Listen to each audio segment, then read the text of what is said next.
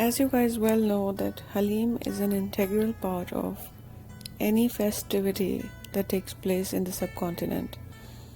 It is something that is a must know, or at least it should be available. It is expected to be available at any kind of a festivity taking place in any household in the subcontinent, India and Pakistani regions. Even in Arab countries, this is a very, very exotic and a luxurious dish, but it is very easy to make if you just know how to. And today I'm going to make sure that you know that exactly how to make a decadent, mouth-watering, amazing Haleem recipe that you will remember and pass on for generations to come. This is very easy yet a bit technical, and it requires a lot of patience. Usually in the early days it used to be cooked for about 5 to 6 hours, if not overnight. Some people even have the patience and the stamina to wait overnight. But I'm going to give you a lighter version in which I'm just going to make it over 4 hours. If you want, you can go ahead and you can make it in the pressure cooker. But I will be making it on a regular pot on the stove top, and we are going to be cooking it for 4 hours at least. So I've got at least 4 pounds of boneless beef, and I'm going to just toss it in the pan with some oil and fry it a bit brown. Then I'm going to add some lentils, a mixture of lentils. I'm going to use red lentils and split chickpeas along with some oatmeal. The quantities can be, like right now I'm making 4 pounds of beef, so I will be using about 300 grams of red lentils and 300 grams of the split chickpeas and 300 grams of the oatmeal. I can adjust the oatmeal according to the liquid I use in my mixture. I have a pretty big, approximately 10 quart pan that I'm going to fill up with water. I'm going to let it cook along with the spices. The list of the spices is as follows.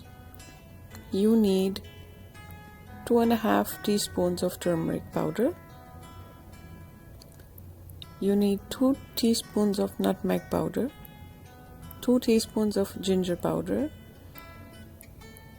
3 teaspoons of chopped garlic,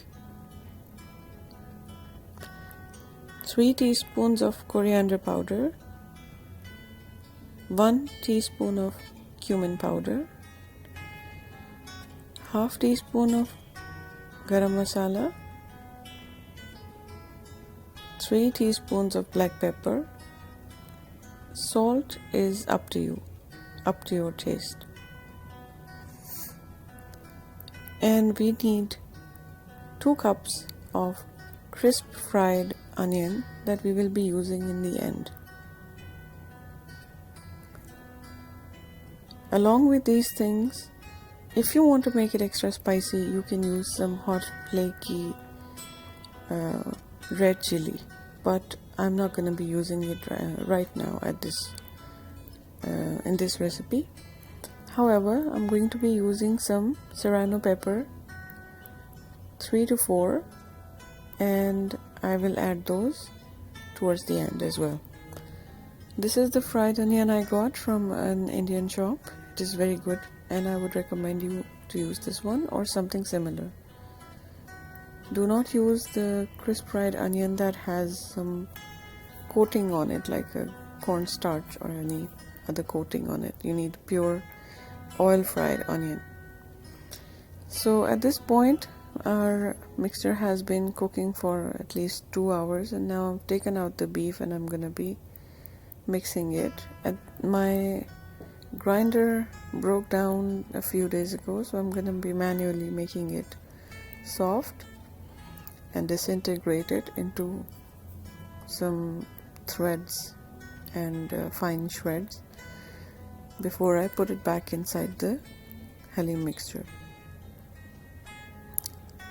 If you have any kind of a blender or grinder which is powerful enough, you can go ahead and use that and make your meat into shreds, and you can just put it back inside this mixture again.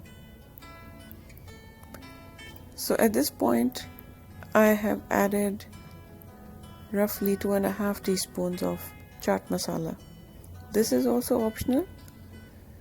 It is not necessary that you use this spice. If you have it, you can use it. If you like some spicy Haleem, again you can use this spice. If you guys wish, you can also use the ready-made spice mix of Haleem from the market, but you wouldn't actually need it if you follow this recipe. This will give you a better flavor than the recipe, than the spice mix that you get from the market. So now I'm gonna add some clarified butter or desi ghee. We need roughly 2 cups of desi ghee for this recipe, and this is actually a very large scale of Haleem that I'm telling you, because this was made for a festive occasion, and it is quite good to serve at least 30 people, maybe more. But if you're making it for a small family, you can just adjust the quantity according to your requirements.